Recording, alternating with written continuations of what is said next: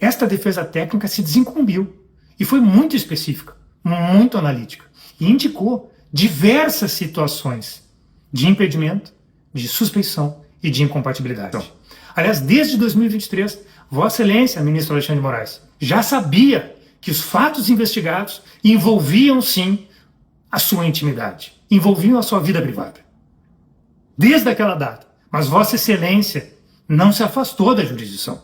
Vossa Excelência prosseguiu decidindo, quebrando direitos fundamentais e mandando prender. Isso é grave. Nós vamos pagar um custo muito alto por este processo. E a denúncia nos traz fatos relacionados à sua vida privada, ministro. Isso nos preocupa. Por quê? Porque as cargas probatórias da acusação, ou seja, aquilo que o Ministério Público deverá provar, envolvem a vida de quem vai julgar. Isso tem um nome. Isso é impedimento. E não é necessário um conhecimento técnico, não é necessário um conhecimento jurídico para isso. Se Vossas Excelências perguntarem para as pessoas na rua, se Vossas Excelências perguntarem para o homem comum, que tem aquele senso de justiça não letrado, ele vai dizer, a vítima não pode julgar. E se eventualmente, peço vênia, essas palavras lhe incomodam, como lhe incomodaram, pelo que se sabe, a entrada do Dr. Sebastião no plenário do Supremo Tribunal Federal, no julgamento do primeiro núcleo, fato ainda não esclarecido, mas se lhe incomodam essas circunstâncias, se lhe incomoda muitas vezes o exercício da advocacia e as nossas prerrogativas, se isso lhe incomoda, é porque Vossa Excelência não está distante o suficiente dos fatos. Nós todos sabemos, e a neurociência já nos comprovou, que desde o caso do FinanceGate, bem exposto pelo livro de Antônio Damasio, emoção e razão decidem juntas. Não há decisão sem emoção. E a razão, ela é um reflexo das nossas emoções. E é por isso que tem que ser imparcial, é por isso que tem que ser equidistante.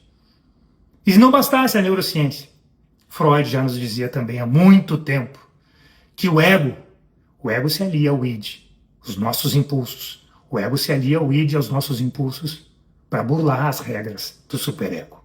Porque nós todos vamos pagar um preço muito caro, ministro Alexandre de Moraes, pelo julgamento desse processo. Quando nas comarcas deste Brasil afora, os magistrados se espelharem nesse precedente e começarem a julgar ações nas quais eles são diretamente envolvidos, eles terão sim um permissivo jurisprudencial para isso. E o Conselho Nacional de Justiça não poderá punir nenhum deles. Nenhum deles. As corregedorias dos estados não poderão exercer seu poder. Nenhuma delas. Porque nós teremos um precedente gravíssimo. Nós vamos transpor uma barreira nunca antes transposta. Veja só o reflexo subjetivo da condição da falta de parcialidade. No dia 5 de abril, Vossa Excelência pega uma publicação do advogado de Felipe Martins, Dr. Sebastião, uma publicação de 6 meses atrás, e aplica uma multa de R$20 mil a Felipe Martins de uma publicação de seu advogado. E Vossa Excelência nos intima, no dia 7, às 7 horas da noite, e nos dá 24 horas de prazo para justificar uma urgência de um fato absolutamente pretérito. Talvez essa decisão fosse comum, fosse normal, talvez esteja dentro do padrão e do ritmo do gabinete de Vossa Excelência.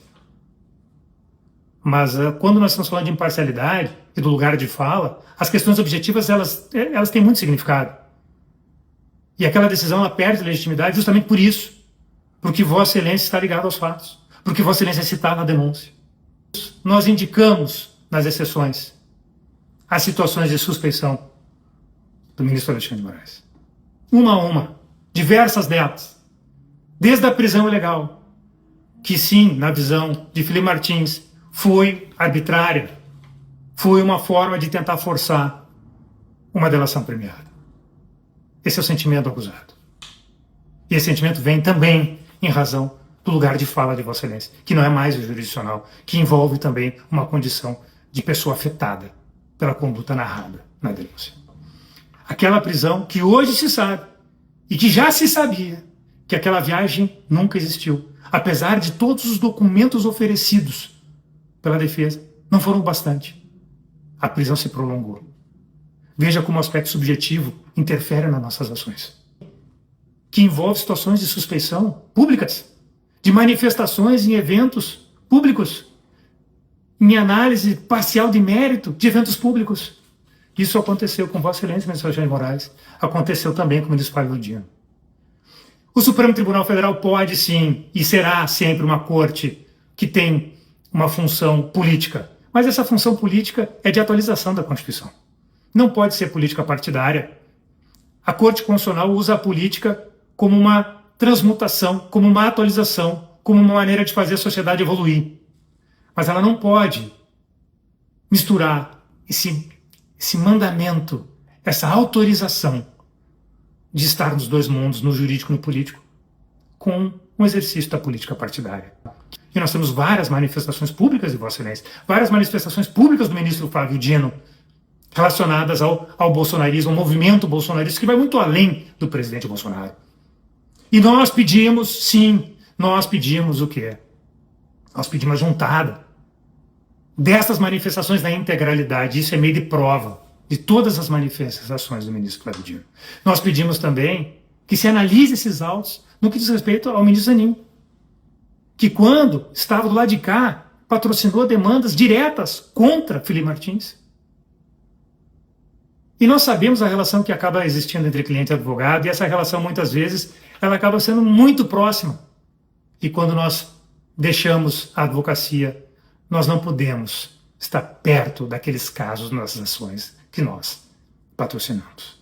E, ministro Zanin, Vossa Excelência está perto demais de Felipe Martins. Vossa Excelência patrocinou ações em desfavor de Felipe Martins.